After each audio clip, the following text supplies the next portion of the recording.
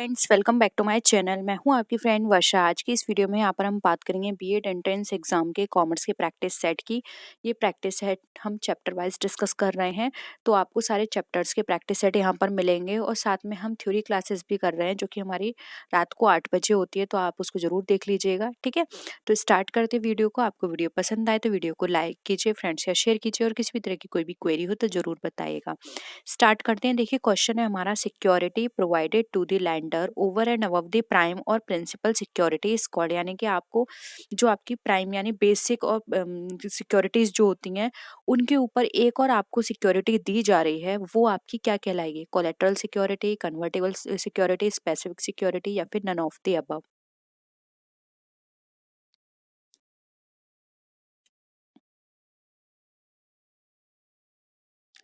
यानी कि आपको एक एक्स्ट्रा सिक्योरिटी की यहाँ पे बात की जा रही है। तो देखिए, इस तरह की सिक्योरिटीज हमारी कहलाती हैं कोलेटरल सिक्योरिटी। ठीक है, ऑप्शन ए आपका यहाँ पे राइट आंसर हो जाएगा। नेक्स्ट क्वेश्चन पर आइए। Loss on issue of debentures account is a. यानी कि आपके डिवेंचर के इशू करने पर जो लॉस हुए हैं वो आपके क्या कहलाएंगे? यानी उनका नेचर क्या है? रियल अकाउंट में जाएंगे, नॉमिनल अकाउंट, पर्सनल अकाउंट, या फिर बैंक अकाउंट? बहुत ही सिंपल है। मैंने आपको कई बार बता रखा है कि जो भी हमारे लॉस होते हैं, एक्सपेंसेस होते हैं, वो सब हमारे नॉमिनल अकाउंट में कंसिडर किए जाते हैं। ठीक है, ऑप्शन बी यहाँ पे हमारा करेक्ट आंसर हो जाएगा। नेक्स्ट क्वेश्चन पर आइए। डिस्काउंट इशू डिस्काउंट है हमारा इशू ऑफ डिवेंचर पर। तो ये रियल असेट है, करंट असेट है, फिक्स असेट है, या फिर फिक्टिशियस असेट है? बताइए।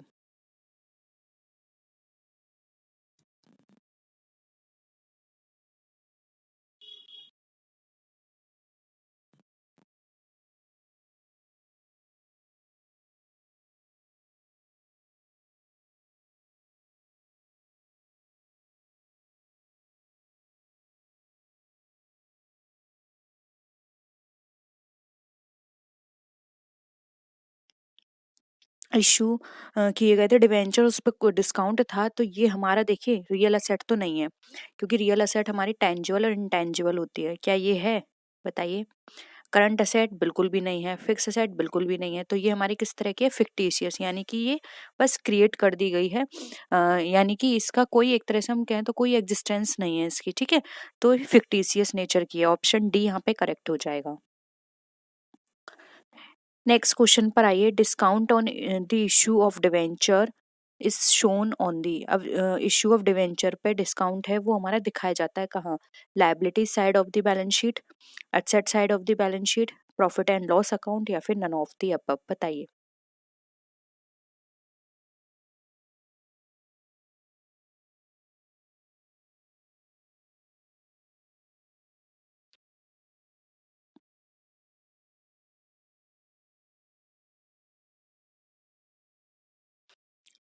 क्या कहलाएगा ये हमारा?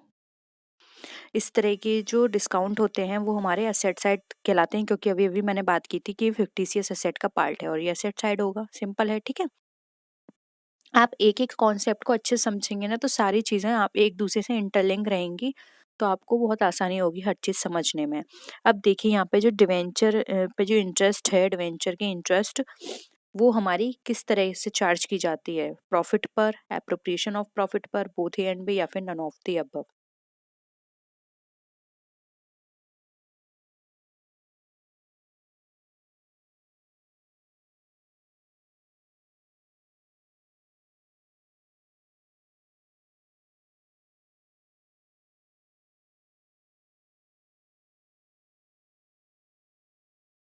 क्या हो जाएगा आंसर?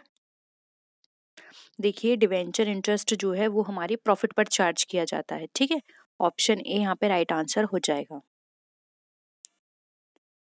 नेक्स्ट क्वेश्चन पर आइए। इन case of liquidation of a company which of the following is repayable in the last. यानी कि लिक्विडेशन के केस में हमारा यहाँ पे कौन सा लास्ट में रिपेबल होगा? Equity capital, preference capital, debenture capital, या फिर पब्लिक डिपॉजिट?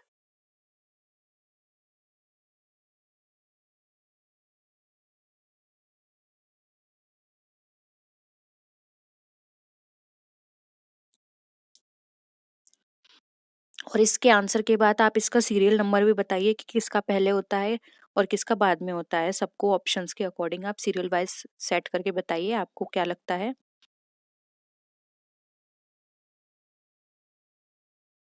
देखिए, राइट आंसर की बात करें तो ए राइट आंसर हो जाएगा। इक्विटी सबसे लास्ट में इक्विटी कैपिटल वालों का पेमेंट होता है। अब देखिए यहाँ पर हम सीक्वेंस में लगाते हैं तो सबसे पहले आता है प्रेफरेंस, जैसे इस नाम से ही पता चल रहा है कि सबसे पहले इनको प्रेफरेंस दी जाती है। उसके बाद सेकंड नंबर पे आते हैं डिवेंचर्स, क्योंकि ये सिक्योर्ड में आते हैं तो ये डिवेंचर हो गए। फिर आता है हमारा पब्लिक डिपॉजिट, और लास्ट में अगर थोड़ा भी अमाउंट हम पे बचता है फिर वो उसका डिस्ट्रीब्यूशन होता है इक्विटी कैपिटल यानी इक्विटी शेयर होल्डर्स वालों को। ठीक है, तो यहाँ पे ऑप्शन ए लास्ट का पूछा है, आंसर हो जाएगा। नेक्स्ट क्वेश्चन पर आइए। When a company is wound up, first preference in respect to repayment is made to, यानी कि जब हम वाउंड अप की बात करते हैं तो फर्स्ट प्रेफरेंस किसको दी जाएगी रिपेमेंट की, अभी अभी डिस्कस किया है।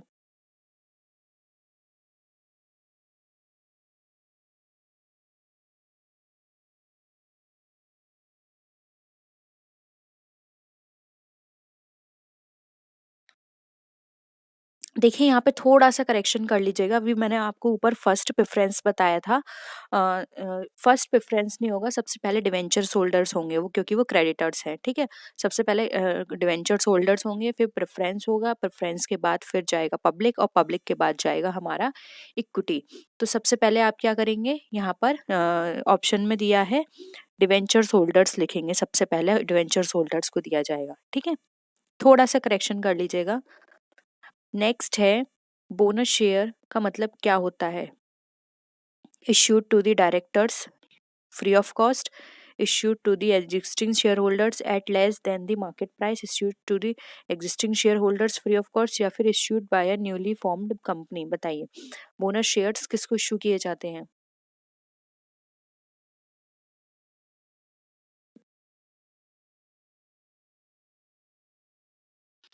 देखिए यहाँ पे बोनस शेयर्स की बात करें तो बोनस शेयर्स सबसे पहले जो इश्यू किए जाते हैं वो किए जाते हैं हमारे एग्जिस्टिंग शेयर होल्डर्स को फ्री ऑफ कॉस्ट पर। ठीक है, ऑप्शन सी यहाँ पे करेक्ट हो जाएगा।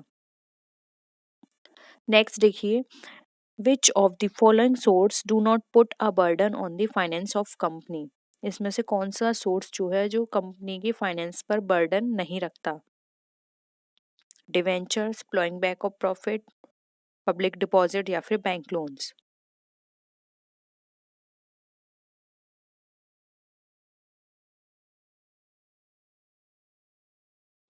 क्या हो जाएगा, सिंपल है answer B. Ploughing back of profit वो प्रॉफिट्स होते हैं जो हम कुछ पोर्शंस अपना फ्यूचर के लिए रख देते हैं कि फ्यूचर में वो हमारे काम आएगा। ठीक है, यानी कि सेव करके हम रख देते हैं हमारे लिए। तो यहाँ पर ये हमारा बर्डन नहीं रखेगा, बाकी सब देखिए क्रेडिटर्स बर्डन है हमारे लिए, पब्लिक डिपॉजिट्स भी बर्डन है क्योंकि हमें पेमेंट करना है इसका, और बैंक लोन का भी पेमेंट करना है, तो ये सारे हमारे ऊपर बर्डन की तरह है। ठीक है, अब नेक्स्ट क्वेश्चन देखिए। In which of the following securities investment is most risky? Equity shares, preference shares, debentures, all of these.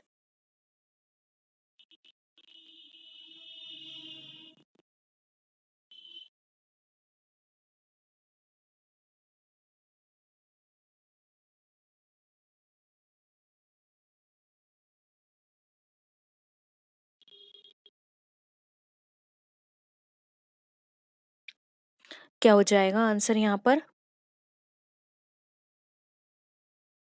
Investment more risky क्यों हुआ। इक्विटी शेयर कैपिटल में इन्वेस्टमेंट हमारा मोस्ट रिस्की है, क्योंकि हमने अभी बात की थी सबसे लास्ट पेमेंट होता है, और अगर पेमेंट नहीं बचता तो इनको पेमेंट नहीं किया जाता है। ठीक है, और ऐसा भी नहीं है कि अभी पेमेंट नहीं हुआ है तो बाद में पेमेंट कर दिया जाए, ऐसा भी कुछ नहीं है। इस साल पेमेंट नहीं, प्रॉफिट नहीं बचा है तो इनका पेमेंट नहीं होगा, और नेक्स्ट ईयर के लिए इनको रोक कर भी नहीं रखा जाता। ठीक है, तो ये रिस्की होते हैं। नेक्स्ट देखिए, on which of the following a company has to pay interest even if it is occurs losses. बताइए।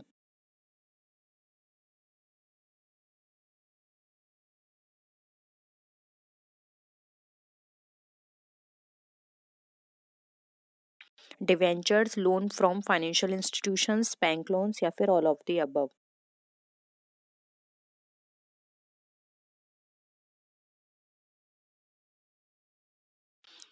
देखिए ये सारी ही चीज़ें ऐसी हैं जिसमें कंपनी को पेमेंट करना होगा, इवन वो लॉस में ही क्यों ना जा रही हो। डिवेंचर्स भी ऐसे हैं, लोन फ्रॉम फाइनेंशियल इंस्टीट्यूशंस भी एंड बैंक लोन भी। यहाँ पर क्या होगा, कंपनी के जो असेट्स हैं उनको बेचकर उनका पेमेंट किया जाएगा। ठीक है, तो यहाँ पर all of the above right answer हो जाएगा।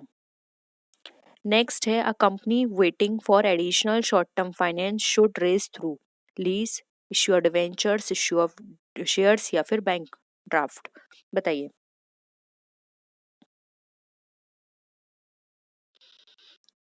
एडिशनल शॉर्ट टर्म फाइनेंस एक कंपनी कहाँ से रेज कर सकती है? बैंक ओवरड्राफ्ट से। ठीक है, और बैंक ओवरड्राफ्ट आपको पता है ये फैसिलिटी किसको दी जाती है? करंट अकाउंट जिसका होता है, और कंपनी का एक पर्टिकुलर खुद का सेपरेट अकाउंट होता है, एंड वो कंपनी है तो उसका करंट अकाउंट भी ओपन इजीली हो जाता है। तो यहाँ पर उसको ये फैसिलिटी मिल जाती है बैंक ओवरड्राफ्ट की। ठीक है, और आपको पता है करंट अकाउंट मेनली किसको प्रोवाइड किया जाता है? बिजनेसमैन जो होते हैं उनको प्रोवाइड किया जाता है। नेक्स्ट है, a joint stock company comes to an end by the, यानी कि एक जॉइंट स्टॉक कंपनी अगर वो वाइंड अप होना चाहती है, एंड होना चाहती है, तो वो किसके थ्रू हो सकती है? या तो किसी मेंबर की डेथ हो जाए तब, उसके डायरेक्टर की डेथ हो जाए, उसके शेयर्स ट्रांसफर हो जाए उसके मेंबर्स को, या फिर नन ऑफ द अबव। बताइए।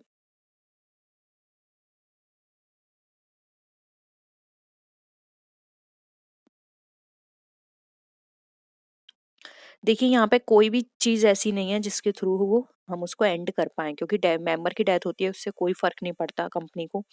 डायरेक्टर की डेथ से भी कोई फर्क नहीं पड़ता, दूसरा डायरेक्टर अपॉइंट हो जाता है, और ना ही उसके ट्रांसफरेबल शेयर होने से, क्योंकि कंपनी जॉइंट स्टॉक कंपनी के शेयर जो होते हैं वो इजीली ट्रांसफर होते रहते हैं, तो इससे ये नहीं है कंपनी एंड हो जाएगी। एक जॉइंट स्टॉक कंपनी की अलग कंडीशंस हैं कुछ जिसके थ्रू वो होती है, इसमें से एक कंडीशन सबसे बेसिक ये है, या आप थोड़ा इसका ऐसी बेसिक समझ सकते हैं कि एक जॉइंट स्टॉक कंपनी तब एंड होगी जब लॉ के द्वारा उसको परमिट किया जाएगा। ठीक है, क्योंकि आपको पता है एक जॉइंट स्टॉक कंपनी जो है वो लॉ के द्वारा ही स्टैब्लिश की जाती है, उसको सेटअप किया जाता है और लॉ के द्वारा ही उसको ख़त्म किया जाता है। लेकिन उसकी कुछ कंडीशंस हैं कि इससे रेजोल्यूशन पास कराना है, गवर्नमेंट से उसको परमिशन लेनी है, वो अलग चीज़ है। अगर आपको वो नहीं पता है तो कमेंट सेक्शन में बता दीजिएगा, हम शॉर्ट में बहुत जल्दी उनको डिस्कस कर लेंगे। ठीक है, तो इसका आंसर क्या हो जाएगा? None of the above. Next देखिए, when is dividend on preference shares capital payable, यानी कि जो प्रेफरेंस शेयर कैपिटल है उस पर डिविडेंड पेएबल होता है तो कहाँ से किया जाएगा? Even in case of no profit, on the recommendations of directors, in the case of profit only, या फिर ऑल ऑफ द अबव। बताइए।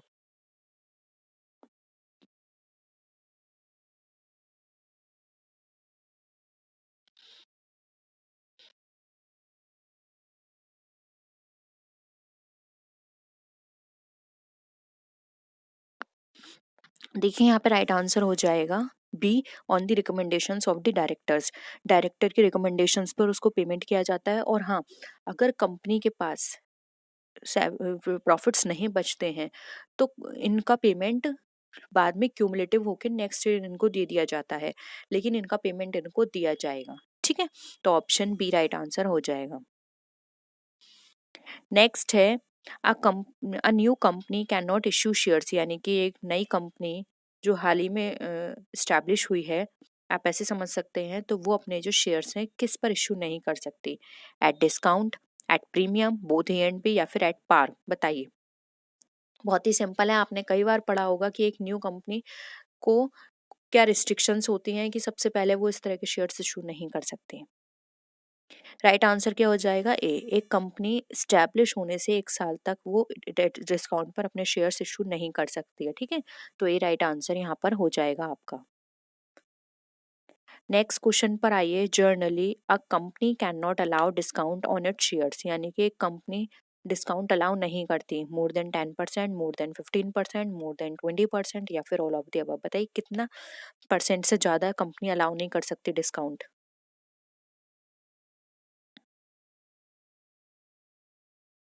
क्या होगा, मोर देन 10%, यानी कि कोई भी कंपनी जो उसके शेयर का जो टोटल अमाउंट है उससे वो 10% पे अपने कंपनी डिस्काउंट पे अपने शेयर्स इशू नहीं कर सकती है। ठीक है, नेक्स्ट क्वेश्चन पर देखिए,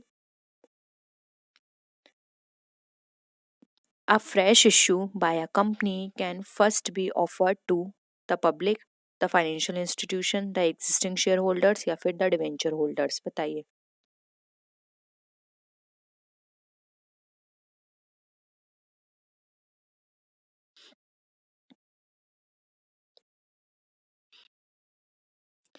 क्या लगता है आंसर?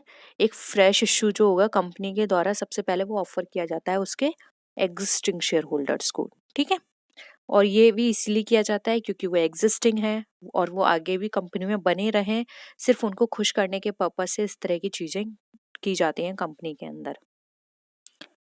नेक्स्ट है minimum subscription must be collected with in. अब जो मिनिमम सब्सक्रिप्शन जो बताया गया है कंपनी के द्वारा वो उनको विद इन कितने डेज के अंदर कलेक्ट करना जरूरी होता है, नहीं तो उनकी जो भी सब्सक्रिप्शंस आई हैं अगर उतना वो कलेक्ट नहीं कर पाए हैं तो उन्होंने जो भी कलेक्ट किया है वो भी उन्हें वापस करना होगा। बताइए विद इन कितने डेज हैं, कितने? 120 करेक्ट है आप लोगों का आंसर। अब देखिए, an amount of minimum subscription can be known by. अब जो मिनिमम सब्सक्रिप्शन का जो अमाउंट है उसको हम जान सकते हैं किसके द्वारा? Memorandum of association, articles of association, prospectus या फिर statement in lieu of prospectus, यानी कि कुछ ऐसे स्टेटमेंट जो कि प्रोस्पेक्टस की जगह पे वहाँ पे सर्कुलेट या फिर हम बोल सकते हैं कि वो पब्लिश किए गए हैं। किसमें? देखिए ये सब चीजें लिखी होती हैं कंपनी के प्रोस्पेक्टस में, कंपनी कौन है, उसका विजन, मिशन, उसमें कौन से बोर्ड ऑफ डायरेक्टर्स हैं, क्या उसके प्रिंसिपल्स हैं, किस चीज को क्या एथिक्स हैं कंपनी के, ये सारी चीजें हमारे प्रोस्पेक्टस में कंपनी के लिखी होती हैं। तो आप उसमें पढ़ सकते हैं कि मिनिमम सब्सक्रिप्शन एक कंपनी का कितना है। ठीक है, ऑप्शन सी यहाँ पे राइट आंसर हो जाएगा। नेक्स्ट क्वेश्चन देखिए, the money which can be called on the winding up of a company is called, यानी कि एक ऐसा अमाउंट जो कि वाइंडिंग अप पे मांगा जाता है, क्या कहा जाएगा? Capital reserve, authorised capital, called up capital या फिर रिजर्व कैपिटल?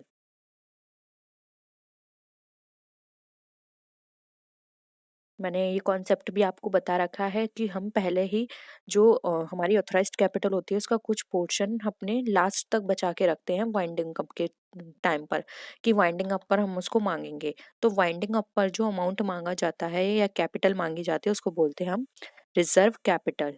ठीक है, तो ऑप्शन डी यहाँ पे रिजर्व कैपिटल राइट आंसर हो जाएगा। क्लियर है सबको यहाँ तक सारे क्वेश्चंस? किसी भी क्वेश्चन में डाउट है तो प्लीज जरूर बता दीजिएगा, हम उसको अच्छे से और डिस्कस कर लेंगे। अब देखिए, it is not mandatory to create, ये मैंडेटरी नहीं है क्रिएट करना। क्या? Capital reserve, reserve capital, both A and B या फिर नन ऑफ दीज? बताइए क्या होगा आंसर। देखिए सेम है, कैपिटल रिजर्व, कैपिटल में कोई भी कमी आए या कैपिटल के कोई भी खर्चे हो आगे उसको मीट आउट करने के लिए ये पहले से बनाए जाते हैं। कंपलसरी तो नहीं है, आपकी मर्जी है, बनाना चाहो तो बनाओ। सेम रिजर्व कैपिटल भी। तो यहाँ पर ये दोनों बनाने मैंडेटरी नहीं है, तो option A and B right answer हो जाएगा। एक क्वेश्चन आपके होमवर्क के लिए है, कैपिटल रिजर्व और रिजर्व कैपिटल दोनों को नीचे कमेंट सेक्शन में बताओ कि दोनों में क्या डिफरेंस है। कैपिटल रिजर्व क्या होता है और रिजर्व कैपिटल क्या होती है। ठीक है, नेक्स्ट है, a debenture of ₹100 is issued for ₹105, the premium of ₹5 will be credited in. अब जो 100 रुपए के शेयर डिवेंचर्स थे 105 पे हमने इशू किया, यानी कि जो ₹5 एक्स्ट्रा हैं वो क्या है? प्रीमियम के हैं, तो वो किस में क्रेडिट किए जाएंगे? Debentures account, debentures premium account, securities account या फिर नन ऑफ दी अबव? बताइए किस में है किए जाएंगे ये। देखिए 5 प्रीमियम का अमाउंट है तो ये डिवेंचर प्रीमियम अकाउंट में जाएगा। ठीक है, और डेबिट किस में होंगे ये भी कमेंट सेक्शन में बताओ, डेबिट किस अकाउंट से होंगे। देखिए इस तरह से होमवर्क से आपको क्या होगा, नहीं पता होगा तो आप सर्च करेंगे तो इससे आपकी नॉलेज भी बढ़ेगी। तो प्लीज कमेंट सेक्शन में गलत हो चाहे सही हो आपका आंसर जो भी आपको लगता है कमेंट सेक्शन में बताना, मैं सबका चेक करूंगी। नेक्स्ट देखिए, when debentures are issued as collateral security debenture suspense account is debited, credited, both A and B, या फिर नन ऑफ दीज। बताइए, जब हम डिवेंचर्स को कोलेट्रल सिक्योरिटीज की तरह इश्यू करते हैं, डिवेंचर सस्पेंस अकाउंट हमारा क्या हो जाएगा? ये हो जाएगा हमारा डेबिट। ओके, नेक्स्ट देखिए, discount on issue of debenture is a capital profit, capital loss, revenue loss, या फिर नन ऑफ दीज। डिवेंचर्स क्या है पहले ये बताइए। डिवेंचर्स आपके लिए कैपिटल है, ठीक है, और डिवेंचर के इश्यू पर डिस्काउंट हुआ है, तो ये ऑब्वियसली आपका कैपिटल लॉस ही होगा। बी राइट आंसर है, सिंपल। नेक्स्ट देखिए, no interest is payable on. अब इंटरेस्ट हमारी पेबल नहीं होती किस पर? डिवेंचर्स पर, रिडीमेबल डिवेंचर्स, कन्वर्टेबल डिवेंचर्स, या फिर debentures issued at collateral security. बताइए, किस पर हम इंटरेस्ट को पे नहीं करते हैं? देखिए, ऐसे डिवेंचर्स जो हमारी कोलेट्रल सिक्योरिटी की तरह हम इशू कर देते हैं, उन पर हम किसी भी तरह का कोई भी इंटरेस्ट पे नहीं करते हैं, ठीक है। जी, यहाँ पर क्या हो जाएगा? राइट आंसर हो जाएगा। ओके, तो ये थे हमारे क्वेश्चंस शेयर्स एंड डिवेंचर्स के ऊपर। होप यहाँ पर शेयर डिवेंचर्स का कॉन्सेप्ट आपको क्लियर है। किसी भी टर्म में आपको लगता है कि ये हमें नहीं पता, रिडीमेबल डिवेंचर्स नहीं पता, रिडीमेबल शेयर्स नहीं पता, प्रेफरेंस शेयर्स नहीं पता, या फिर आपको शेयर कैपिटल, शेयर प्रीमियम, किसी भी टॉपिक पे आपको लगता है कोई भी डाउट, नीचे कमेंट सेक्शन में बताइएगा, हम उसको बहुत जल्दी से डिस्कस कर लेंगे। लेकिन हर चीज़ अपने माइंड में क्लियर रखिए, ठीक है। एग्जाम तक ऐसा ना हो कि आपको ये नहीं आता, ये नहीं आता। हर चीज़ आपकी क्लियर होगी तो आप इजीली एग्जाम को क्लियर कर लेंगे, ठीक है। तो नीचे कमेंट सेक्शन में बताइएगा आज की क्लास आपको कैसी लगी, आपके आज के क्वेश्चन आपको कैसे लगे। वीडियो पसंद आई हो तो लाइक कीजिए, फ्रेंड्स या शेयर कीजिए, और किसी भी तरह की कोई भी क्वेरी हो तो प्लीज़ ज़रूर बताना। तो नेक्स्ट वीडियो में मिलते हैं, तब तक के लिए टेक केयर, बाय बाय।